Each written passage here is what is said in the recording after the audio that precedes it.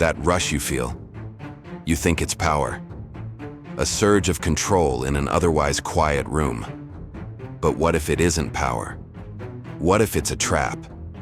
A carefully laid dopamine snare that feels good for a moment, but is quietly rewiring your brain for anxiety and shame.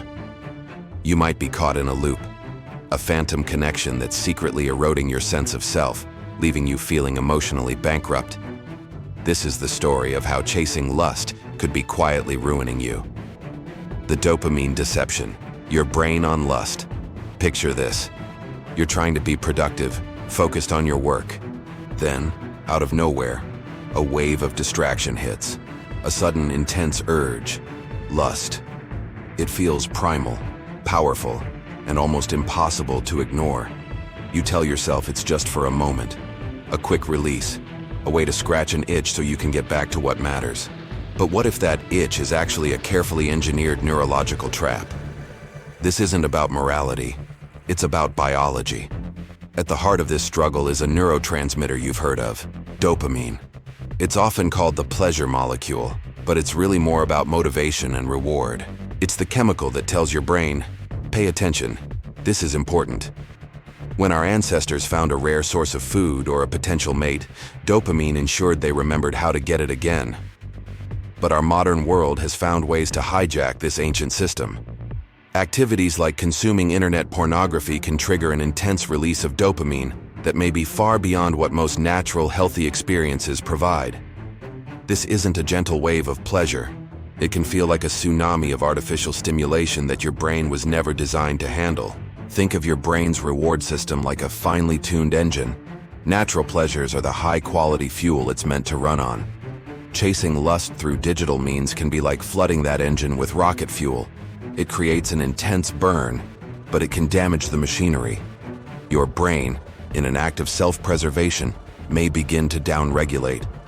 It can become less sensitive to dopamine. This is called desensitization, the very receptors that are supposed to light up with joy from everyday life. A conversation with a friend, the satisfaction of completing a difficult task, a moment of real intimacy, might start to go dark. The result? The things that used to bring you genuine happiness might not be enough anymore. You may find yourself needing a bigger hit to feel anything at all, seeking more extreme or novel content just to get the same rush. This is a classic pattern seen in behavioral addiction. You're not just watching something, you might be actively rewiring your neural pathways. Some studies have found a correlation between heavy pornography use and reduced gray matter in parts of the brain, associated with decision-making and impulse control. While science is still exploring the difference between correlation and causation here, it's a finding worth paying attention to. You are, in a sense, training your brain to devalue reality. The vibrant, complex world of real human connection can have a hard time competing with the instant, high-definition fantasy available at the click of a button. The trap isn't just that it feels good. The trap is that it can make everything else feel less good. This is the quiet deception of lust. It promises pleasure but can deliver a slow numbing of the soul, leaving you chasing a ghost while the real world fades. What's the real tangible cost of this cycle? It's rarely a single catastrophic event. More often, it's a slow erosion. 1,000 tiny cuts that can leave you bleeding out your potential, your focus, and your very sense of self.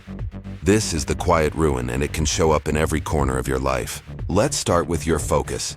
You have goals, ambitions, a business to start, a body to build, a skill to master. But your cognitive resources are finite. Every time you're pulled into the vortex of lust, you're expending huge amounts of mental energy. It's not just the time you lose, it's the mental residue it leaves behind.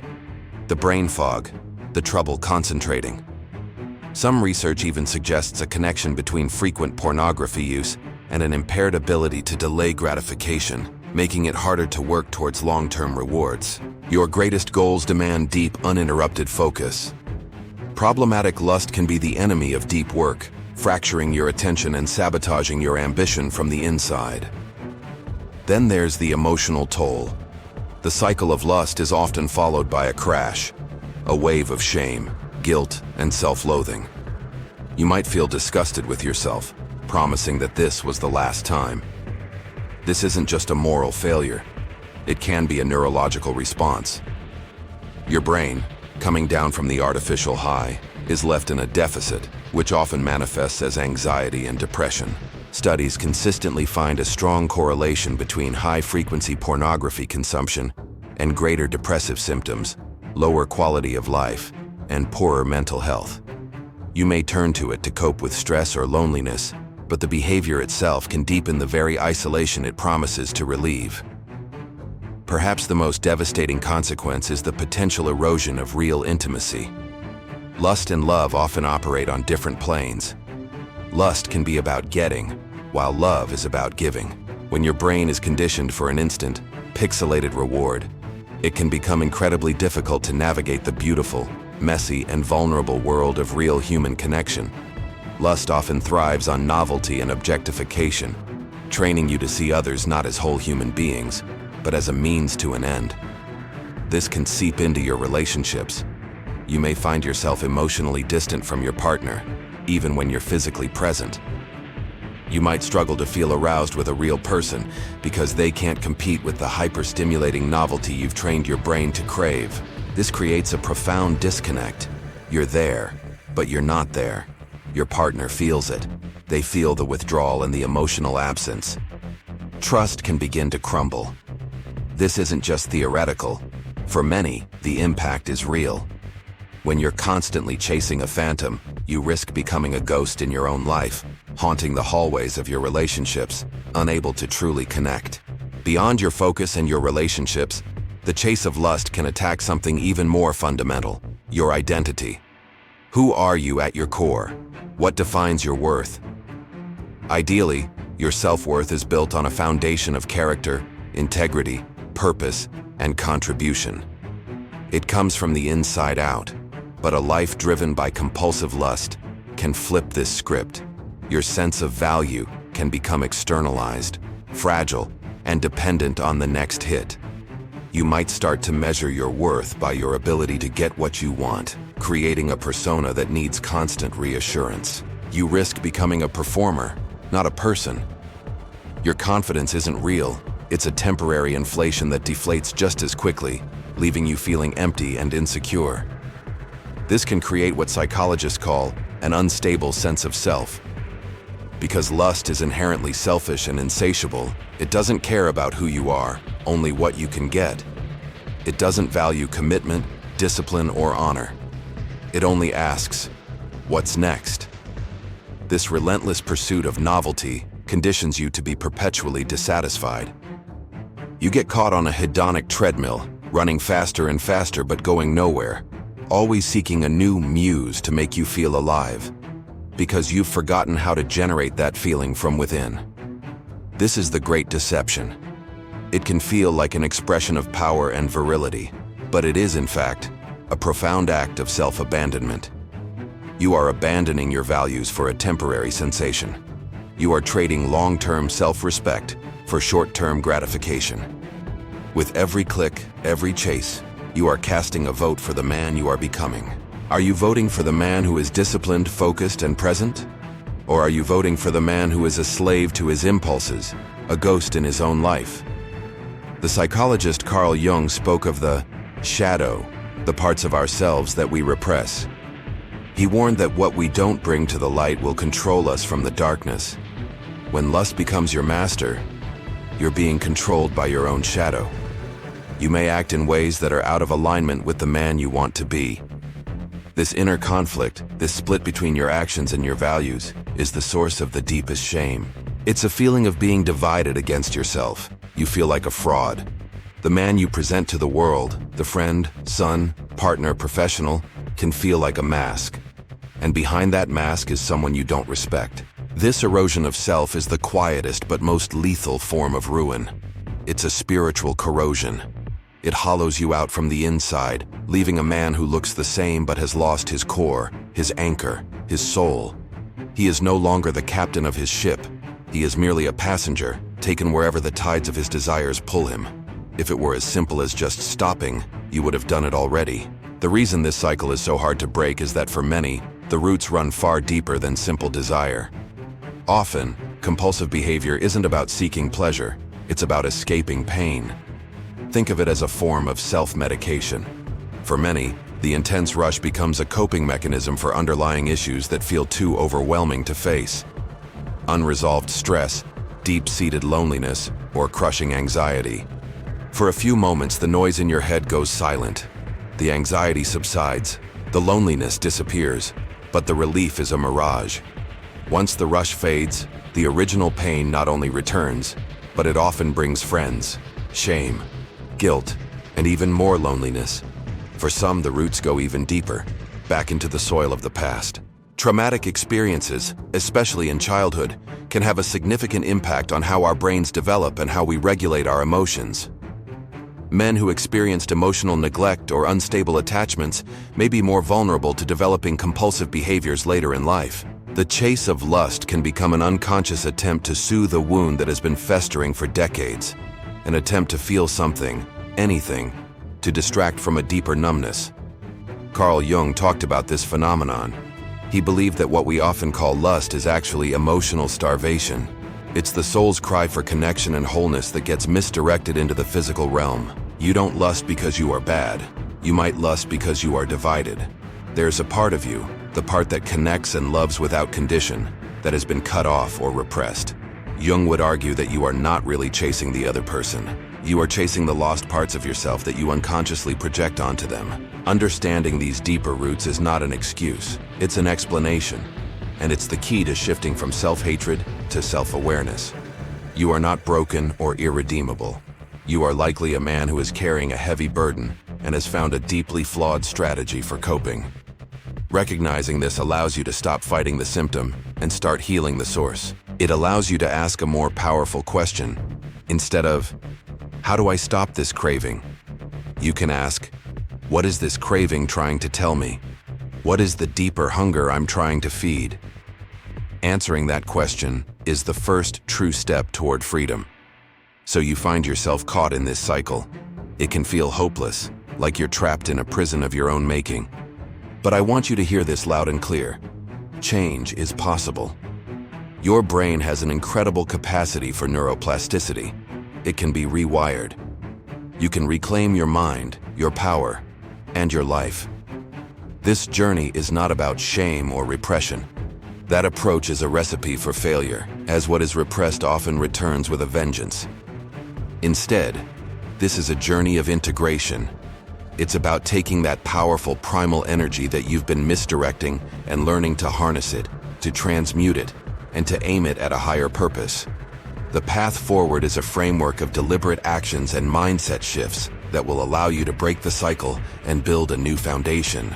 This is not a quick fix. This is the hard, but deeply rewarding work of becoming the man you were always meant to be. It begins with a single, non-negotiable decision: to stop being a passive victim of your urges and to start being the active architect of your life. Let's be clear.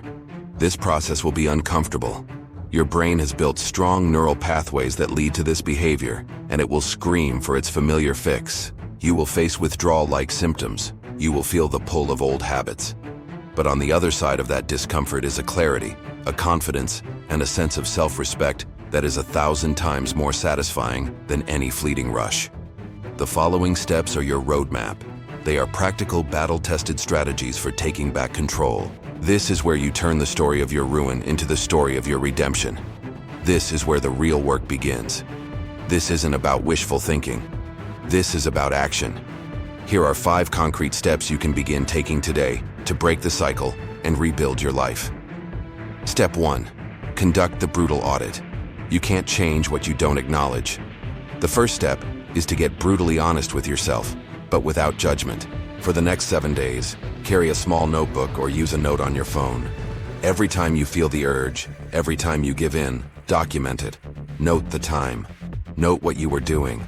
Most importantly, note the emotion you were feeling right before the urge hit.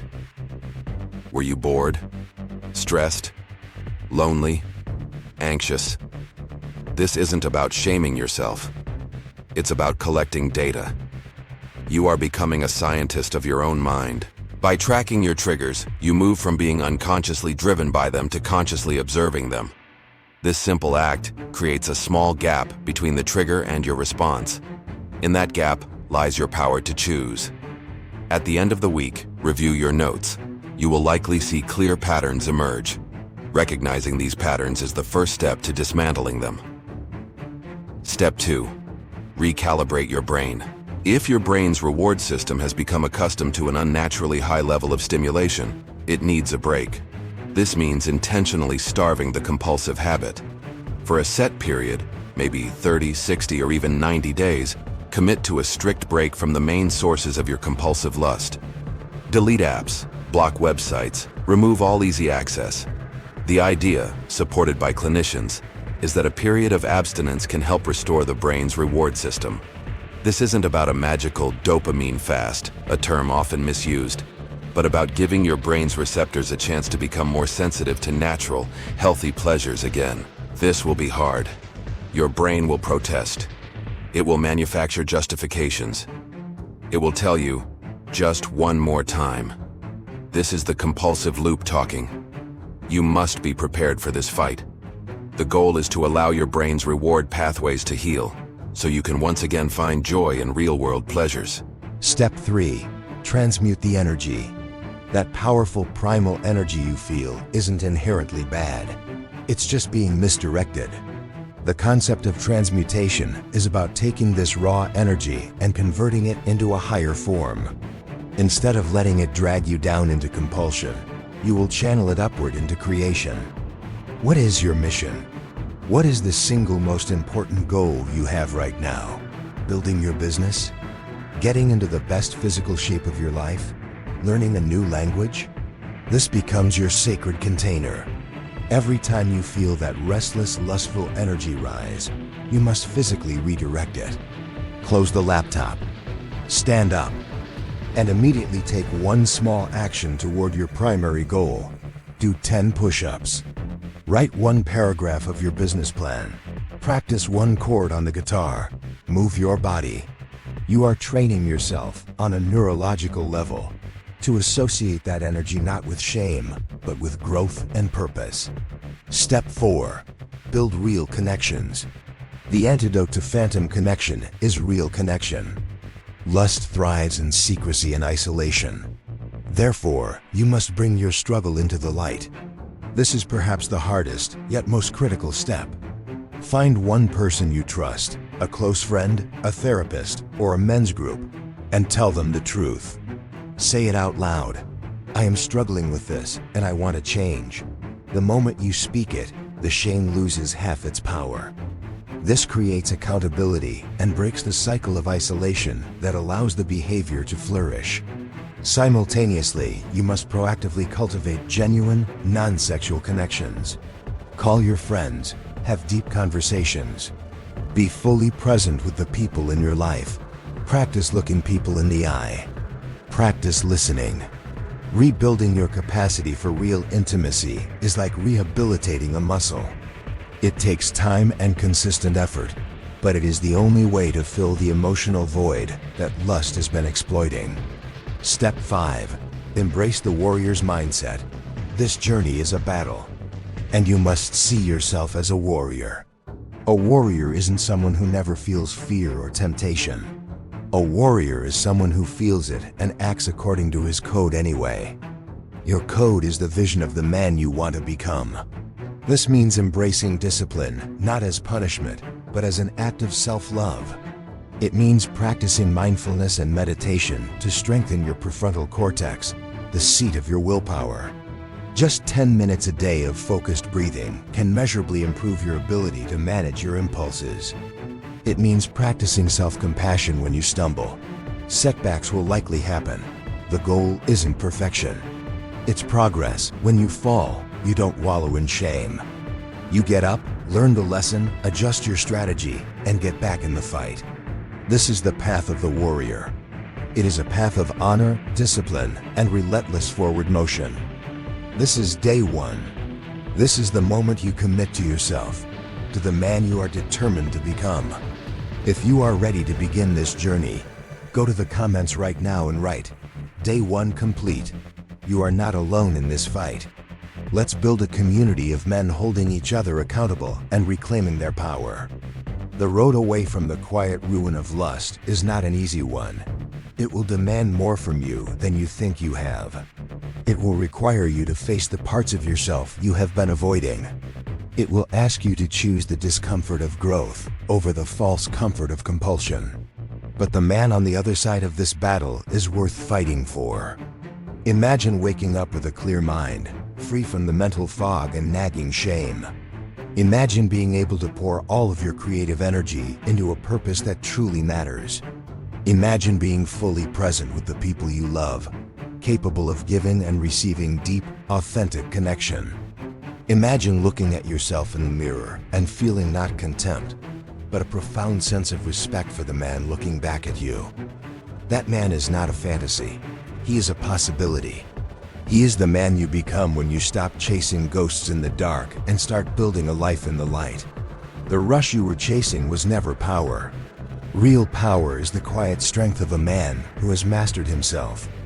The choice is yours. The battle is now. Your future self is waiting.